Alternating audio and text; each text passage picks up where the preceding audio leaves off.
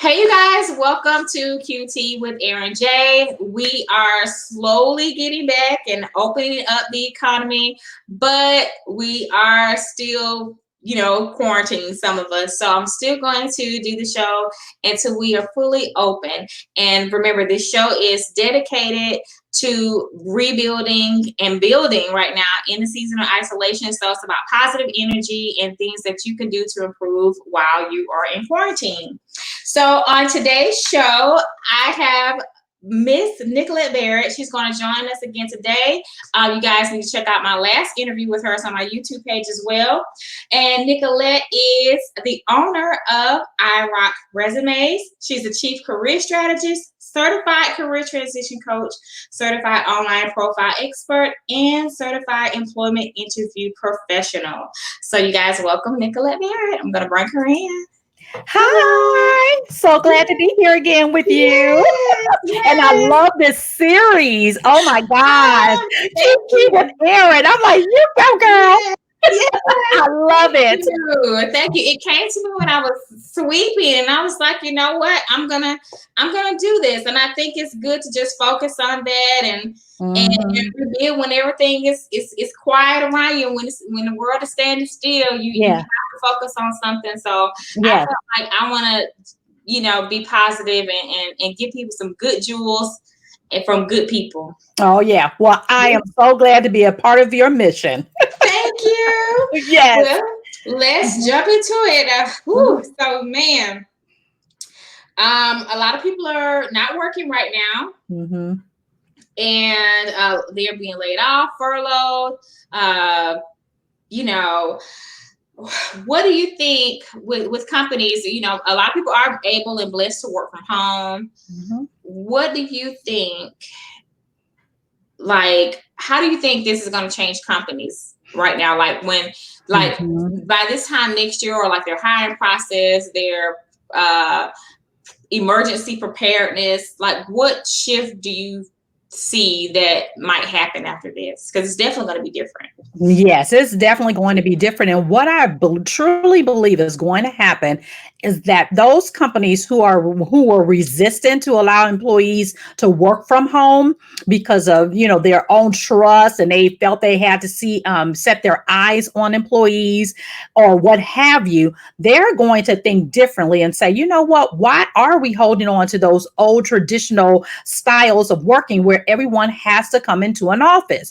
Now we are actually following up on the heels of all of the remote workers who have taken their skill sets and developed their businesses with all the co-working space and everything. So Mhm. kudos to the co-working spaces that have led this whole idea of not having to have to come to an office. You can work wherever at a co-working space, partially or at home. And so, therefore, looking at reducing the expenses of the big buildings where people have to come in, maintaining those buildings, That's maintaining true. all of the utilities or what have you, and then not allowing their employees to have that flexibility. So, what they're going to do is to be able to retain their employees because they're giving them that freedom to work where they want and how they want. And the ultimate goal should be, long as you get your job done, you should be able to work from wherever. And what we've seen in the big organization that I'm a part of, the productivity is so much higher. I mean, meeting goals like crazy that we've never seen before. Because if you factor in the travel time to and from the office, Hmm. people get that back in their lives. They're much happier.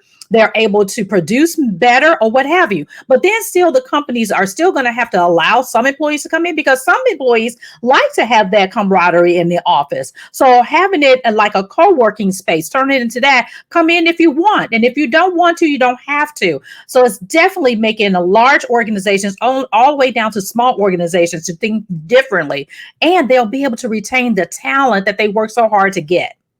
Yes, I definitely agree with that. When you think about the facility upkeep, and Yes, for me, I do have anxiety in traffic. yeah, I just getting up in the morning. It's like, oh, if I don't leave by this time, it's gonna be here. yes. Skipping breakfast, and now it's just like I have to kind of make myself take a lunch. Like, okay, I guess I need to Hmm. do this, but I'm fine where I am because I'm able to just go get a snack and eat Hmm. and not Yeah, have to. So. yeah. because that Yeah. kind of stressor already sets you up for having a day. Because by the time you get in the office, although you may start at 8 or 9 o'clock, you have to have at least 15-20 minutes of decompress. And then that's work time that's gone. Because the Mm-hmm. studies have shown that on an average 8 hour day, people are only productive maybe 4 hours. Ooh, So, four because of hours. all Yeah. the other stressors that go on about making it regularly to an actual office. Mm-hmm. And meetings about meetings. Yeah, Yeah. exactly. So it's like, okay. Yes. So okay. I like your I like how you broke that down. So according to an article on CNN.com, 30 million Americans have filed for unemployment since Mhm. mid-March of 2020.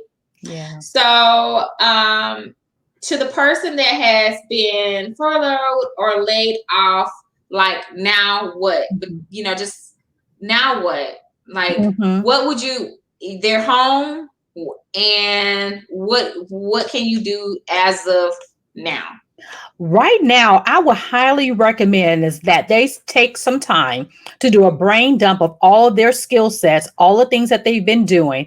Whip out that resume and look at it and say, okay, what have I improved in during my last role? And what can I do to add it to the resume? Not only the task and the responsibilities that everybody loves to add to a resume, but really, what did you do to actually help the organization move forward? Did you increase their bottom line? Did you create something? Did you develop something? What did you do? So start putting those things together in a resume. So when it's time to go back out and look for a job, actually, you can look for a job right now. But if you haven't done your homework, I would recommend you not binge on Netflix, although it may be fun.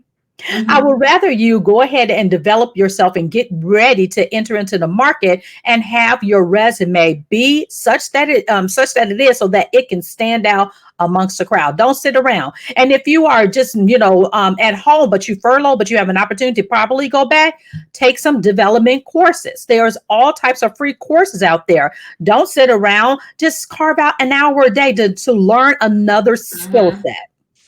I agree with that. That's a good Mhm. answer. Um, well, so I have definitely seen some free courses and things of that sort that people can do while they're home. So you guys make sure you just skate online. Even the courses that are that may be expensive, they have marked them down because I looked at a few myself. Yes, they sure Um, have. Mhm. According to another website actually called statista.com, the Mhm. industries with the highest unemployment rates are in agriculture, leisure, hospitality, and construction.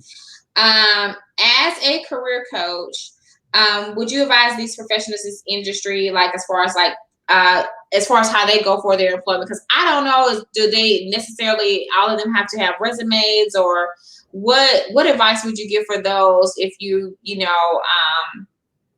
are in one of those industries for I outside of corporate? Definitely look into what kind of transferable skills that you have. Now, if you are in the construction field, you have the ability to look at different things and measure and gauge what's needed. Look at your actual skill set, not from a perspective of that you hammer a nail. I mean, being able to construct and build something means that you can look at any kind of plans and develop them. So there may be opportunities in a corporate office for like an architect or something like that in the Mm-hmm. field. Maybe not being an architect itself, but maybe being in that office to assist them because you can see it from the end part of it. And if you're in the hospitality field, you definitely have customer service skills. So there are a lot of organizations that are customer service driven. They may not have that name as a customer service representative, but you have to do customer service. Case in point, in the insurance industry, there are claim adjusters. Claim adjusters, you don't have to have a knowledge of a claim adjuster, but you have to be really good in customer service. And a claim adjuster is a very lucrative role in the insurance industry, which you can do. So look at what skills you have that can transfer over to another role and look for jobs and with those skill sets. When you narrow it down, you'll find that, oh my gosh, I actually have a lot of skills that I can do another type of job. Mm-hmm. Mm-hmm. Okay. Hmm. Okay. Some people who may have been with the company for 20 years, the options for them may be a bit more challenging. Um, with what recommendation do you have for someone age wise or tenure wise is on the brink of retirement and still needs work? Because if you are, let go right now and you might be 60, it's like, well, you could retire, but you might like not be ready. Or you could, Mhm. if you're like 53 and early retirement was 52. Mhm. How was someone in that age bracket are facing those challenges can adjust? Yeah, one of the first things I would recommend that they do is basically look at your finances. Now, you may not even want to go back to a very high stress job. So, look at what kind of finances that you have as far as your retirement income, your 401k, if your company has a pension plan, look at those and then do your numbers. I mean, I'm not a financial coach, but I recommend first they get with a financial advisor to look at the numbers. From there, then they can make the decision on what type of job they can do. They may have always wanted to be a librarian, and say, you know what, just because for me, and I'm a big library nerd. So Mm-hmm. I'm thinking, oh, that will be absolutely wonderful. And maybe the pay is not there, but it's something I want to do. It will supplement my income. So think about things that you've always wanted to do, that maybe if you get a job in that, it may not meet the income where or the salary that you have now, but you can make it work because you have all of these other finances that's coming into you to help you. So Mm-hmm. think about that. I mean, but my dream job is really to work for Hobby Lobby because they're closed on Sundays and I can go to church. And you like your scrapbooking, My okay? scrapbooking girl, all they have to do is put me in a scrapbook owl. I will put the green colors with the green colors, the red colors with the red colors. I don't want to be a cashier and I don't want to be a manager. I've been in management for 19 years in corporate Mm-hmm. America. No, give me stickers and paper. Oh, I think you'll do very well in Hobby Lobby. And I didn't even know they were closed on Sundays. So Mm, I'm very horrible at like crafts and stuff. I'm trying. I have the O of the word love hung up here, and yeah, and I love it on Sundays because my husband's a pastor, so I have to be at church. right. So that's a perfect setup. That's the perfect setup. So you Yeah, guys, if you need some career coaching in like 20 years, go find Nickquolette at Hobby Lobby yes, aisle six. Aisle six. that's right. I'll see. Yes. um.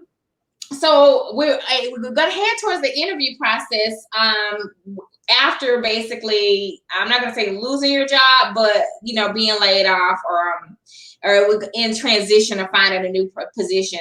So that could be traumatic. That could be Mhm. traumatic. People lose confidence. They become desperate. Like, how do you overcome that? Because sometimes you can just see the desperation on people. If it's kind of like, listen, this job interview, if I don't get Mhm. this, I don't know how I'm going to make it next week. Right. How And can I must someone talk to right. themselves and make it out of that? Yeah, because it is a traumatic experience, especially if you're like, okay, now I feel like I'm not worth anything because they've laid me off. And it's not about that. And a lot of times people don't see the value in career counseling. Because one of the things, it's not just about career coaching, it's about career counseling because sometimes we have to deal with the emotional part before we can move to the actions of what we need to do. And then actually building up that confidence. Case in point, I have a VP that was been demoted down to a director.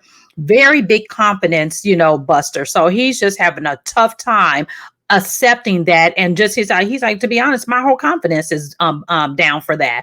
But being able to talk to him about his skill set and what he can do and shop himself elsewhere if he decides to leave, that builds the confidence. But you have to Mm-hmm. listen to people from a counseling perspective first, and then being able to coach and then develop the career documents to land the interviews and then coach on how you sell yourself. So it's a big process. And one of the things that I offer, because I do have a background of, being a pastor's wife for so long, is a counseling aspect, being able to really talk to people. And if you don't take the time to do that first, you'll spin your wheels and then you'll land somewhere just to have a job and not really being happy there. And the whole situation perpetuates itself. So but Mm-hmm. having to do that, it's not just about seeing a counselor for your mental state, seeing a counselor or going to a hospital for anything else. You need to go to a career counselor who can help you walk through those steps. That's true. That's true. Do Mhm. you find that in counseling, um, a lot of people like us that look like us, like Black people, they usually don't, even in the therapy, they Mhm. don't go, we don't go seek therapy. I believe in Mhm. therapy. It's getting better, Yes. in our community. But how is that on a career coaching side?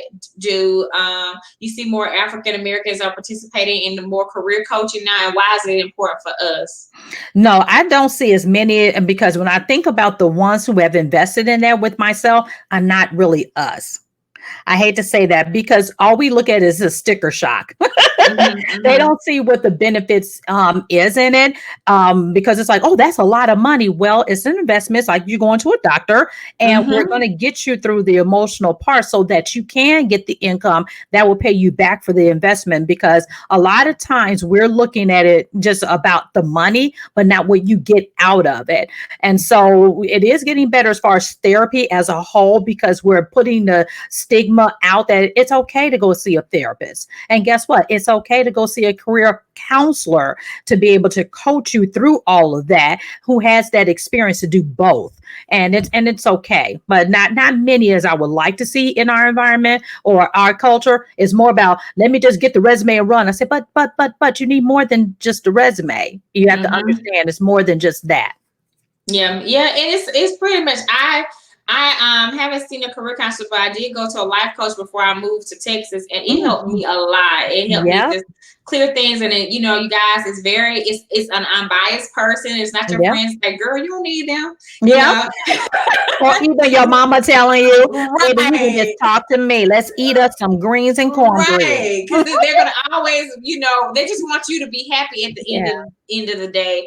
But a coach can lay out a plan for you, Yeah. like a nutritionist, like a financial planner. Like if you want to plan with your career and you want to move from point A to point B, you want to be successful. I definitely recommend coaching. I wish I would have did that as soon as I got out of college. I wish I would have Mhm. done it.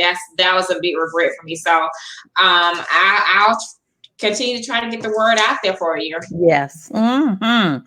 Um, so can you give me some tips on how to stand out on an interview? If I'm laid off, Mhm. I am like I really want this job. And what are maybe 2 or 3 things that I could do to say, you know what, you guys, I'm the right candidate. It's me.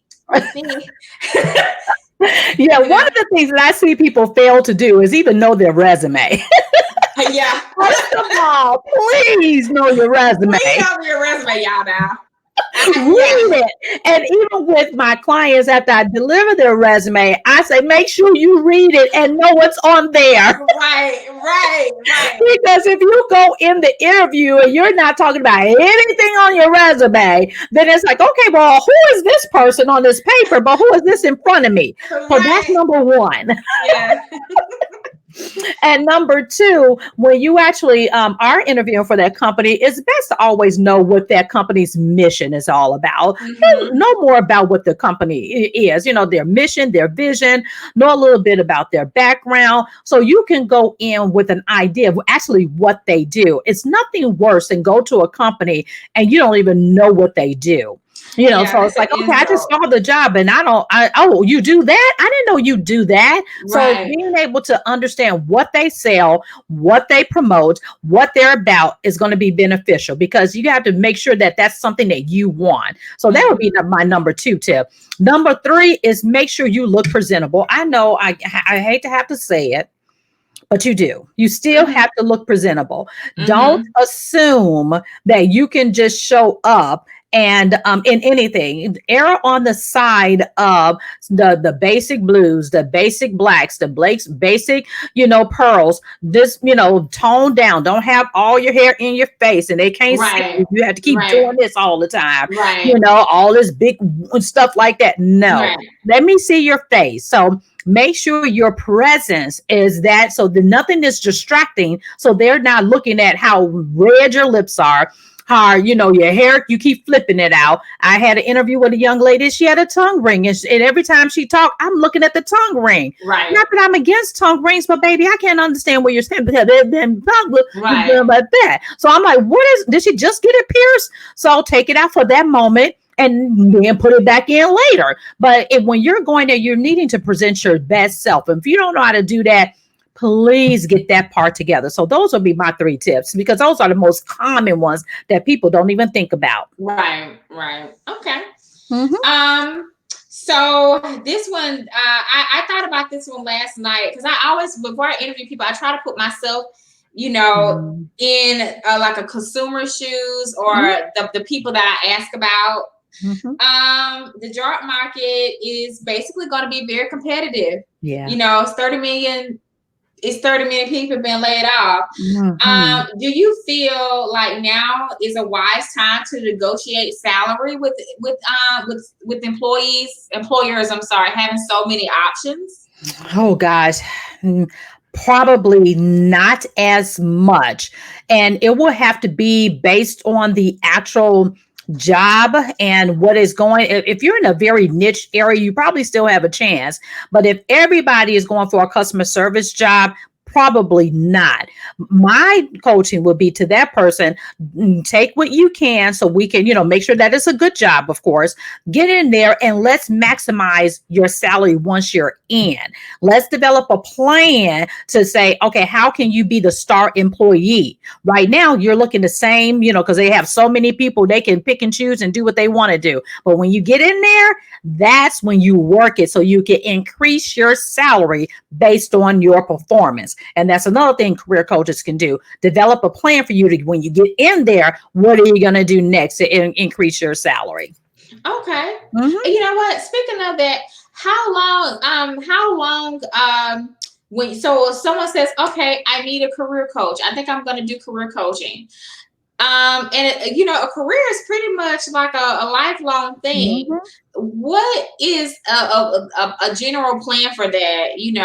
How long does a person usually go through coaching, and do they come, and when they come back, like, hey, you know what, I did this for when I first graduated college, now I'm ready for my second job. Yeah. What's the plan for that? Like, how does that look? And it can come in all shape, forms, and fashions. I personally only offer 90 days. And then at that 90 days, we can always reassess, see if there's something else you need. And if not, work that 90-day plan. And in a year or two, come back. Let's tweak it to see what else we need to do. So it's based on the individual person. But before that person ends that 90-day coaching plan based on their progress, then we make a plan for when they come back. Just like you go to the doctor, you'll say, okay, no, let me tell you a good example. I just did my finances with my financial advisor.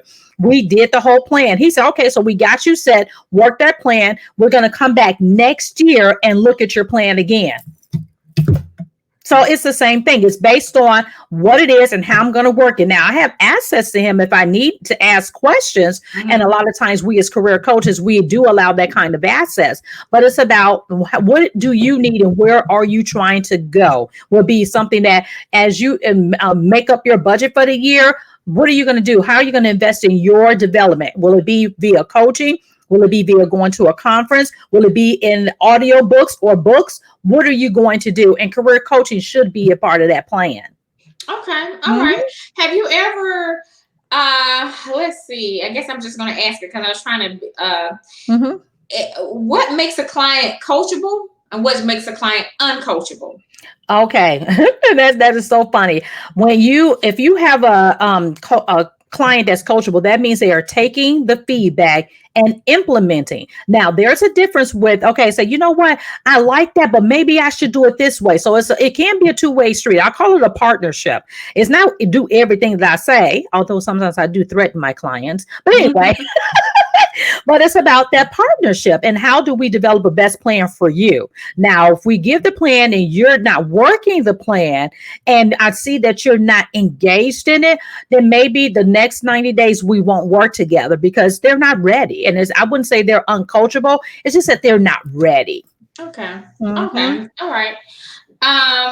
Now, when is a good time to do a follow-up? We've had the interview. I sold myself.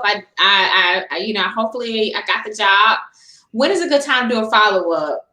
And I know, and in this scenario with so many candidates out there, so many competitive, yeah, you don't want to come across as, but then again, when when should you follow up, I guess? Yeah, I mean, the traditional always stands immediately with a thank you letter, right? You always Mhm. do that. And in this environment, is because competition is so stiff, I wouldn't let a week go past, to be honest. I would not. I wouldn't do 3 days because I think that's a little bit stressing them because they're going through so much and probably have Mhm. maybe a week full of interviews or sometimes 2 weeks. And you can find out at the end of your interview and just simply ask, so when will you all be making a decision?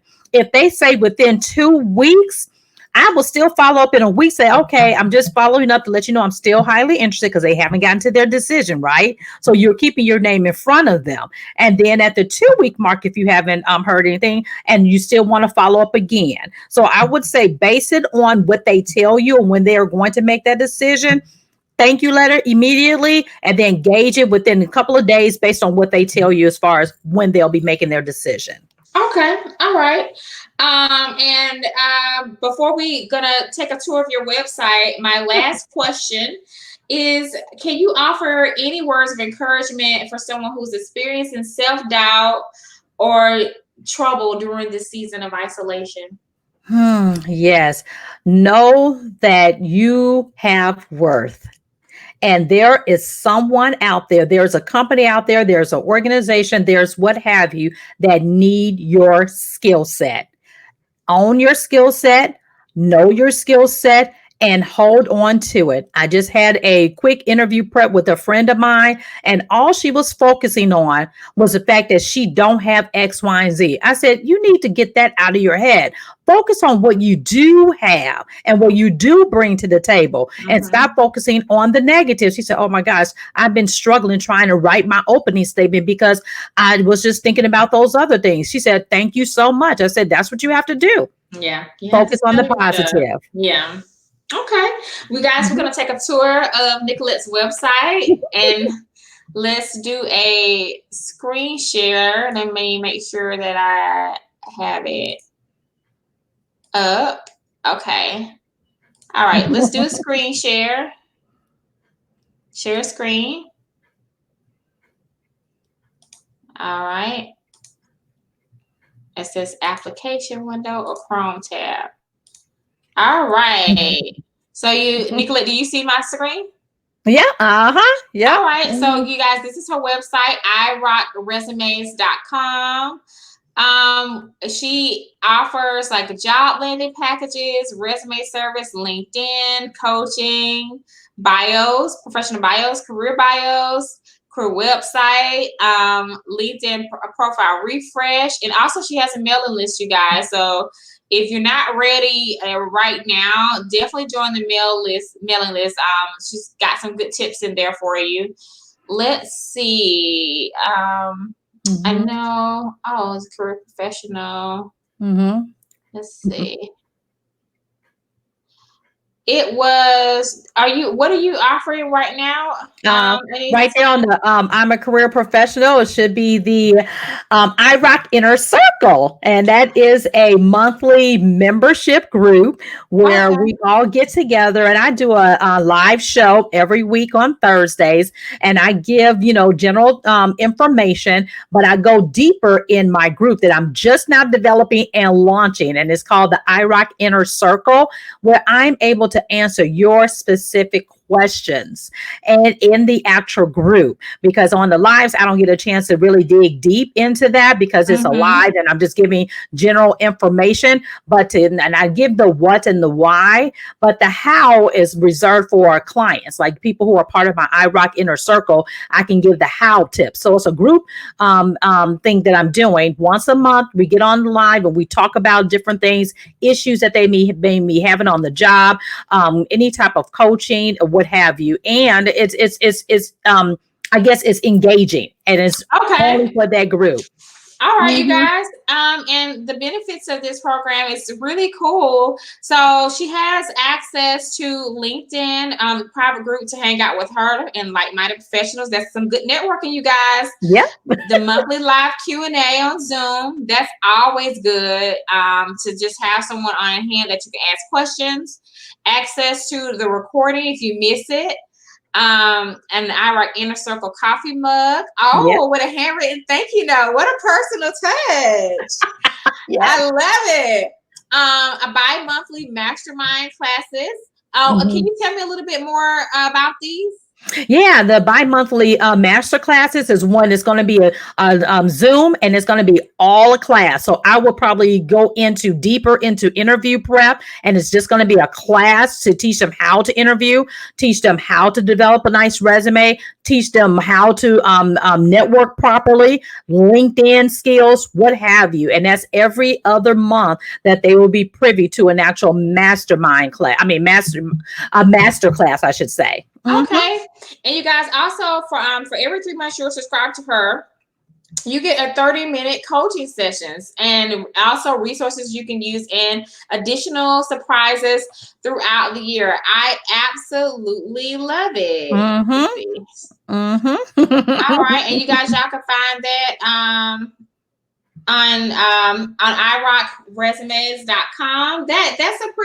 That's pretty cool. It's very engaging. And then you know what? Sometimes a lot of people are kind of scared to do things by themselves. Right. So you could do it with a group, you guys. You could Mhm. probably meet some more ladies in there. Yes. So that And it's like an that's awesome. introduction to coaching, and it's a very low price point because it's a group method. It's only Mhm. $25 a month. And where Right. can you get that kind of one-on-one in a group answering your specific question so everybody else can hear? And people can come to the group and may not even have a question, but learn from the other people who have a Mhm. question. It could be a problem you having on the job, a bad boss. How do you deal with that? Remember, Mhm. I've been in corporate America for a long time and a boss for over 19 years. So I Mhm. know how to deal with that. And Yeah. so all of those types of things can happen in the group. So it's going to be something that I can offer to people during this time because money is tight. And but I Right. want to be able to be of some service. But if you don't have any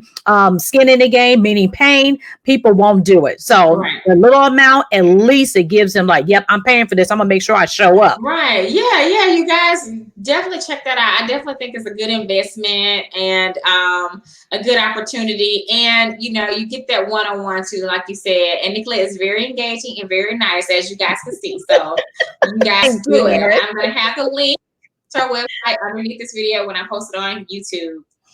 And so I just wanted to thank you very much for joining me today. You know, Well, come yeah, well, thank you so much for having me. It's pain. always a joy. You said what now?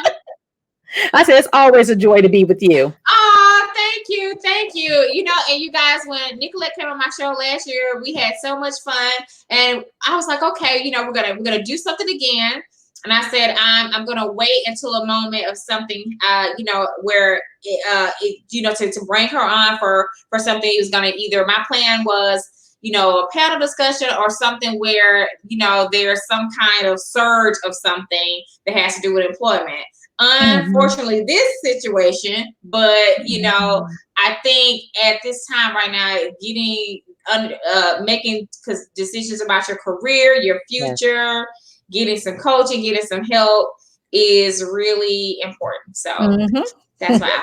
Yes, So we'll have to you have to come back on again, and yes, we'll glad to. show around some bad bosses because I had a bad boss. I didn't know what to do.